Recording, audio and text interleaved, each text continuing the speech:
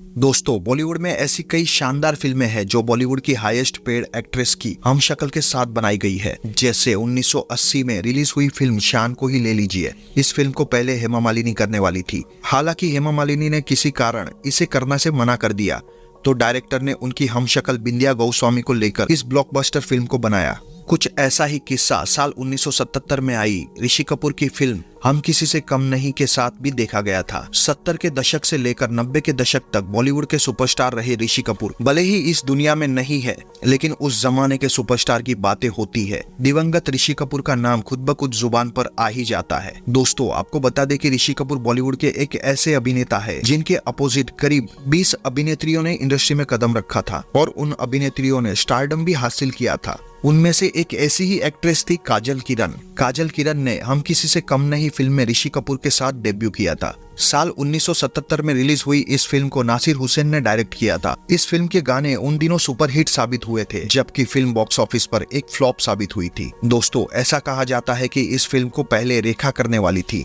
लेकिन रेखा अन्य फिल्मों की शूटिंग की वजह से इस फिल्म का हिस्सा नहीं बन पाई थी। ऐसे में डायरेक्टर ने उनसे मिलती जुलती एक्ट्रेस काजल को मुख्य भूमिका निभाने के लिए चुना था। काजल अपनी पहली ही फिल्म से रातों रात स्टार बन गई थी। मीडिया रिपोर्ट्स की माने तो काजल रेखा से काफी मिलती जुलती थी। उनकी आंखें और मुस्कान रेखा से हूबहू मिलती थी। वो रेखा की तरह बेहद चुलबुली और सावली सलोनी भी थी। पहली नजर में उनकी झलक रेखा की तरह ही थी। काजल का बैकग्राउंड फिल्मी नहीं था, लेकिन उन्होंने बेहद कम समय में दर्शकों के बीच अपनी पहचान बना ली थी। IMDb की रिपोर्ट्स की माने तो हम किसी से कम नहीं जब बॉक्स ऑफिस पर शानदार साबित नहीं हुई, तो काजल किरण फिल्म की असफलता के लिए लगातार ऋषि कपूर को दोषी मानने लगी थी। एक बार इस बारे में बात करते हुए ऋषि कपूर ने कहा था कि काजल केवल फिल्मों में अपनी खराब किस्मत का बहाना ढूंढने की कोशिश कर रही थी। इसके विरोध में ऋषि कपूर ने तर्क दिया था कि डिम्पल कापड़िया और जया प्रदा ने उनके साथ डेब्यू किया था और उन्होंने बहुत अच्छा प्रदर्शन भी किया था। वो किसी की सफलता या विफलता का निर्धारण करने के लिए पर्याप्त महत्वपूर्ण नहीं थे।